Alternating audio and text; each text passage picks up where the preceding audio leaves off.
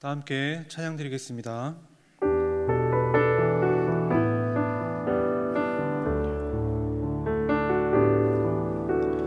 하나님 사랑 변치 않는다. 하나님 사랑 변치 않는다. 세상 다 변하고 날 버린다 해도 하나님 사랑 변치 않는다.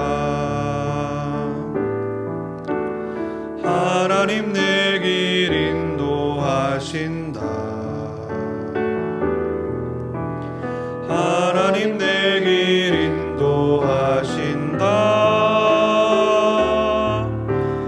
나의 가는 길 다 주님께 있으니 하나님 내 길 인도하신다. 나의 가는 길 다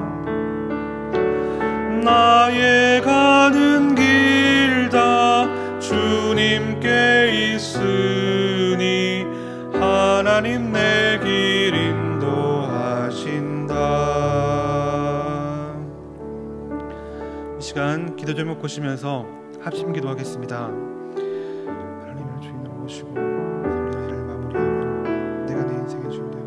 하나님을 주인으로 모시고 성령의 일을 마무리하며 내가 내 인생의 주인 되었다고 회개하며 주님 삼았던 모든 것들을 하나님을 내 진짜 주인으로 모시고 살아가게 하소서. 그리고 내 인생의 주인이신 하나님께 모든 사막에 속종할 때 책임을 주시고 보호하시며 인도하시는 일을 누리는 삶을 하소서. 이 나라와 시대를 지키고 교회 다음 세를 지킬 수 있도록 평등과 보호하셔 성령을 막아주시고 교회를 무너뜨리게 하는 악한 정책과 시도를 무너지게 하옵소서. 이런 때에 우리를 구원하신 다임 목사님도 강력하게 이끌어주셔서 코로나 시대를 잘 보내서 성령을 치유해주시고 삶을 잘 감당하고 사역에 주실 수 있도록 모든 사단의 공격을 내 불성감으로 막아주옵소서. 특별히 건강을 지켜주시고 목사님 가정을 성령께서 평안케 하옵소서. 담임 목사님께 일사에게 주신 갑질의 은혜로 모든 사건과 사람과 상황과 그런 문제를 능히 감당할 수 있는 능력을 주셔서 강력한 이끌을 보여주셔서 시대를 감당하게 하시고 다음 세대를 세우는 일과 복음 통해 과연 성령을 잘 감당할 수 있도록 도와주시옵소서. 하나님 이 시간을 주시옵소서. 하나님을 주인으로 모시고 섬기는 해를 마무리하며 내가 내 인생의 주인 되었던 것을 회개하며 주인 삼았던 모든 것들을 내려놓고 하나님을 나의 진짜 주인으로 모시고 살아가게 하소서. 그리고 내 인생의 참 주인이신 하나님께 모든 것을 맡기고 순종할 때 책임져 주시고 보호하시며 인도하시는 은혜를 누리고 살게 도와주옵소서. 나라와 이 시대를 지키고 교회와 다음 세대를 지킬 수 있도록 평등법과 포괄적 성교육을 막아주시고 이뿐만 아니라 교회를 무너뜨리려고 하는 모든 악한 정책과 시도들이 무너지게 하옵소서.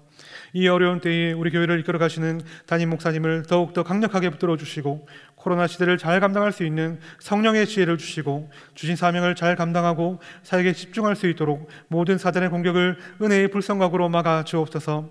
특별히 건강을 지켜주시고 목사님의 가정을 성령께서 평안케 하옵소서. 담임 목사님께 엘리사에게 부어주신 갑절의 영감과 모든 사건과 사람과 상황과 환경과 문제를 능히 감당할 수 있는 압도하는 은혜를 주시고 강력한 영권을 부어주셔서 시대적 사명을 힘있게 감당하게 하시고 다음 세대를 세우는 일과 복음 통일과 열방 선교를 잘 감당할 수 있게 하옵소서. 하나님 이 시간 말씀 듣습니다. 말씀을 통해 또 기도를 통해 큰 은혜 주시기를 기도합니다. 우리를 사랑하시는 예수님의 이름으로 기도드립니다. 아멘. 오늘 우리에게 주시는 하나님의 말씀은 출애굽기 18장 3절에서 4절입니다. 구약 109면에 있는 출애굽기 18장 3절부터 4절 우리 한 목소리로 같이 읽도록 하겠습니다. 그 두 아들을 데렸으니 그 하나의 이름은 게르솜이라. 이는 모세가 이르기를 내가 이방에서 객이 되었다 하며 하나의 이름은 엘리에셀이라. 이는 내 아버지의 하나님이 나를 도우사 바로의 칼에서 구원하셨다 함이더라. 아멘. 이 시간 말씀을 통해 하나님과 더욱더 친밀해지시는 여러분 되시기를 축복합니다. 이 자리에 부모님이신 분들에게 질문을 하나 드리겠습니다. 여러분은 자녀의 이름을 지을 때 어떻게 지으셨습니까? 대충 아무렇게나 지으셨습니까? 아니면 매우 신중하게 지으셨습니까? 너무 당연한 질문이죠. 저희 가정도 자녀들의 이름을 지을 때에 얼마나 많이 고민했는지 모릅니다. 모든 부모님들이 그렇겠지요. 부르기 좋은 이름인지 또 어떤 의미를 담을지 고민합니다. 그 어떤 부모도 자녀의 이름을 함부로 짓는 사람들은 없습니다.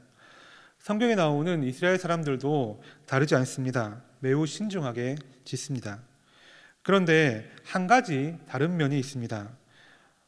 그것은 부정적인 뜻의 이름이 간혹 성경에 등장한다는 것입니다.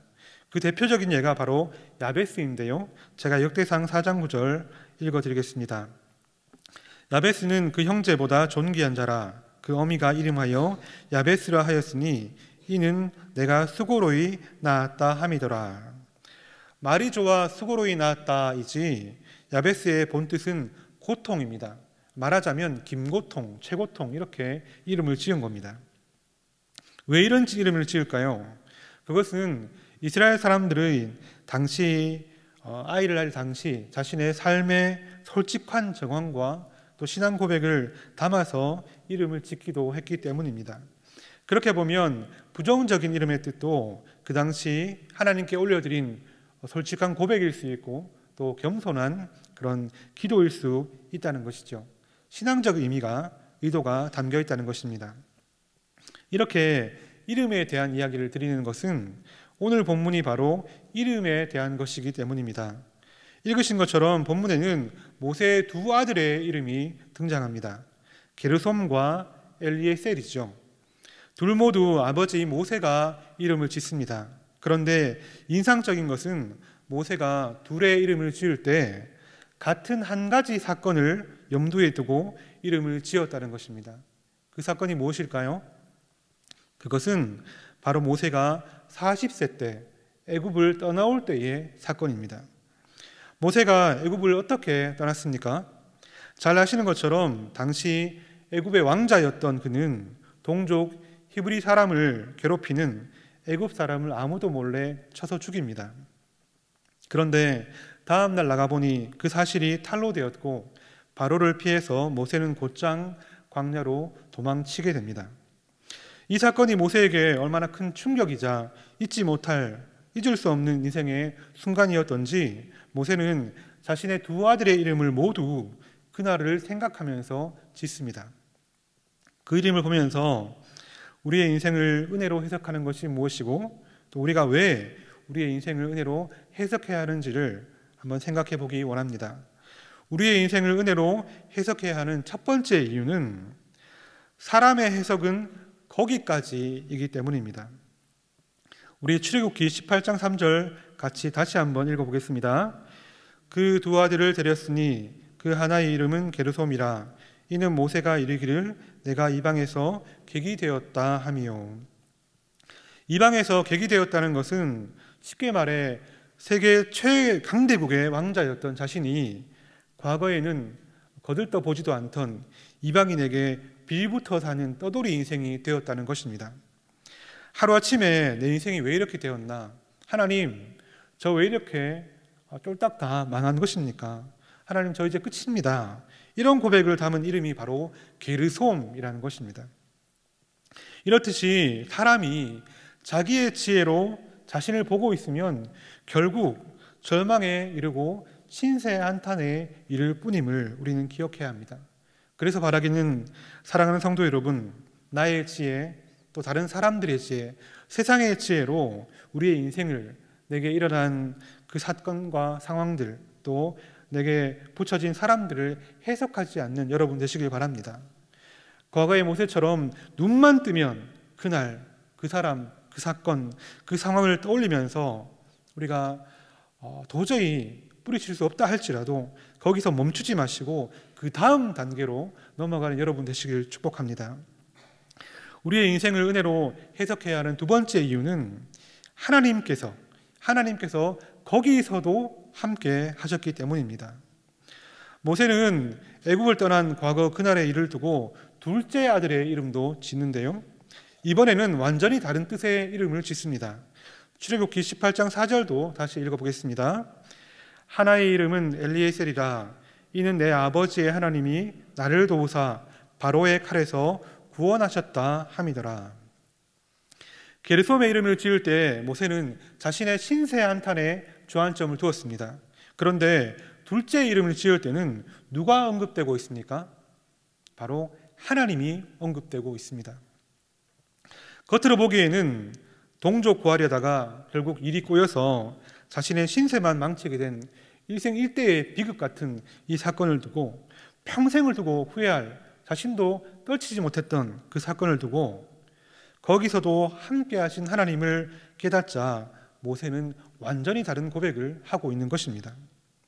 하나님께서 그때 도와주셨기 때문에 바로에게 내가 죽임을 당하지 않았구나, 내가 구원받은 것이구나, 하나님이 나와 함께 하셨구나, 그렇게 그날에 대한 해석을 완전히 다르게 하면서 모세는 신세 한탄 대신 은혜 감탄을 하고 있는 것입니다. 함께 하셨고 능한 손으로 도와주시고 구원해 주신 하나님을 깨닫자 모세는 같은 사건을 게르솜이 아닌 엘리에셀로 고백하고 있습니다. 사랑하는 여러분, 당장 나의 눈에, 나의 지혜로는 도무지 이해가 되지 않는 일이 있습니까? 또 너무나 후회되는 일이 있습니까? 모세처럼 결국에 하나님의 은혜로 해석하게 되는 그런 여러분 되시기를 축복합니다. 우리의 인생을 은혜로 해석해야 되는 세 번째 이유는 바로 하나님께서 거기로 부르시기 때문입니다. 여러분, 하나님께서 모세를 어떤 사명으로 부르셨습니까? 거기가 어디입니까? 우리 출애굽기 3장 10절부터 12절 같이 한번 읽어보겠습니다. 이제 내가 너를 바로에게 보내어 너로 내 백성 이스라엘 자손을 애굽에서 인도하여 내게 하리라. 모세가 하나님께 고하되 내가 누구간데 바로에게 가며 이스라엘 자손을 애굽에서 인도하여 내리이까? 하나님이 가라사대 내가 정녕 너와 함께 있으리라. 하나님께서 모세를 부르신 애굽은 그가 두 아들의 이름을 지을 만큼 그렇게 떨쳐내지 못하고 아프게 씨름했던 장소입니다. 과거 자신의 애굽 사건을 은혜로 다시 해석한 모세를 하나님은 그런데 바로 거기 애굽으로 다시 부르신다는 것이죠. 이스라엘의 출애굽을 위해서 다시 거기로 모세는 돌아가게 됩니다. 여러분, 우리에게 일어난 사건들, 여러 가지 기억하기 싫은 일들은 그냥 우리에게 주어지고 일어나는 것이 아닙니다. 은혜로 해석되기 위해서 일어난 일이고 우리가 은혜로 그것을 해석하고 거기서도 함께 하셨던 하나님을 경험하기만 하면 하나님은 그 장소, 바로 거기를 사명의 장소로 탈바꿈시켜 주십니다. 하나님 우리를 다시 거기로 부르셔서 우리의 사명을 이루게 하신다는 것입니다. 찬양사역자 김명식 씨의 찬양 중에 제가 참 좋아하는 찬양이 있습니다. 제목은 내가 쓰러진 그곳에서 라는 찬양인데요, 마지막 부분이 이렇습니다. 오랜 나의 어둠 속에서 애타게 주를 기다릴 때 위로의 빛 비추리라. 주는 결코 나를 포기 않네. 내가 쓰러진 그곳에서 주는 나를 강하게 하리. 나는 다시 일어나겠네. 주는 결코 나를 포기하시지 않으리. 하나님은 우리가 쓰러진 그곳에서 우리를 강하게 하시고 거기서 사명을 맡겨주십니다. 사랑하는 여러분, 꼭 부탁드립니다. 지금 힘든 거기에 계십니까? 이해되지 않는 상황 속에 지금 처해 계십니까? 우리의 지혜로는 그저 거기까지임을 분명히 아시고 하나님을 바로 거기로 모셔드리는, 하나님께 매어 달리는 여러분 되시기를 축복합니다. 구체적으로 하나님의 말씀을 붙들고 인내하시길 바랍니다. 여러분, 모세가 이렇게 게르솜에서 엘리에셀로 해석을 달리한 것은 하나님이 짠하고 나타나셔서 하나하나 다 설명해 주셨기 때문이 아닙니다. 그러면 참 좋겠지만 하나님께서 그에게 나타나셔서 말씀해 주신 것은 성경에 타지 않는 떨기나무 그 장소였고, 그때는 모세가 두 아들의 이름을 지은 지 한참이나 지난 후의 일입니다. 성경 속에서 우리에게 주는 힌트는 단 한 가지입니다. 모세가 둘째 아들의 이름을 지으면서 내 아버지의 하나님을 붙들었다는 것입니다. 여러분, 모세가 내 아버지의 하나님을 어떻게 알았고 어떻게 붙들었겠습니까? 그가 그 내 아버지의 하나님을 붙든 것은 어린 시절 어머니에게서 하나님에 대한 말씀을 들은 것, 다시 말해 그가 기로 들었던 하나님을 그의 마음속에서 광야에서 붙들었다라는 것입니다. 그렇게 그가 들은 하나님을 붙들고 나아갔을 때 하나님은 은혜를 주셨고 그의 삶을 다시 해석하고 구원의 하나님을 고백하게 된 것입니다. 그러므로 여러분, 기적이 아니라 말씀을 붙드는 여러분 되시길 축복합니다.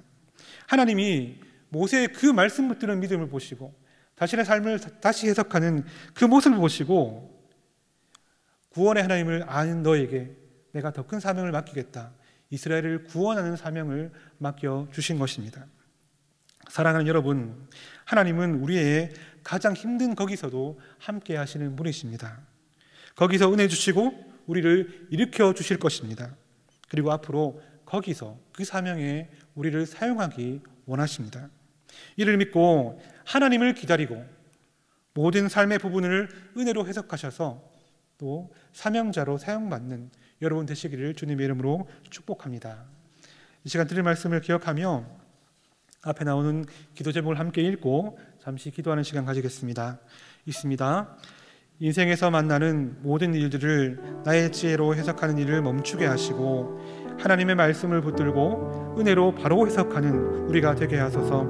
그때 거기서도 함께 하신 하나님을 믿고 신뢰함으로 신세 한탄 대신 은혜 감탄하는 인생으로 살게 하시고 모세와 같은 사명자로 사용해 주시옵소서. 기도합니다. 하나님 아버지, 이 시간에 예배하는 모든 분들을 축복하여 주시옵소서. 우리의 삶에서 만나는 모든 인생의 문제들과 하나님 아픈 부분들을 주님께 올려드립니다. 그래서 더 이상 나의 지혜로 해석하는 우리가 되지 않게 하시고 하나님 말씀 붙들고 은혜로 바로 해석할 수 있는 우리 될 수 있도록 하나님 우리와 함께 하시고 우리를 바꾸어 주옵소서. 그때 항상 함께 하신 하나님을 믿고 신뢰함으로 하나님 우리가 더 이상 신세를 한탄하지 않고 하나님을 감탄할 수 있는 감사하는 삶을 살아가게 하시고 하나님 모세와 같은 사명자로 주님을 사용해 주시옵소서. 하나님 함께 하시고 은혜 주시기 바랍니다. 하나님 붙잡아 주시옵소서.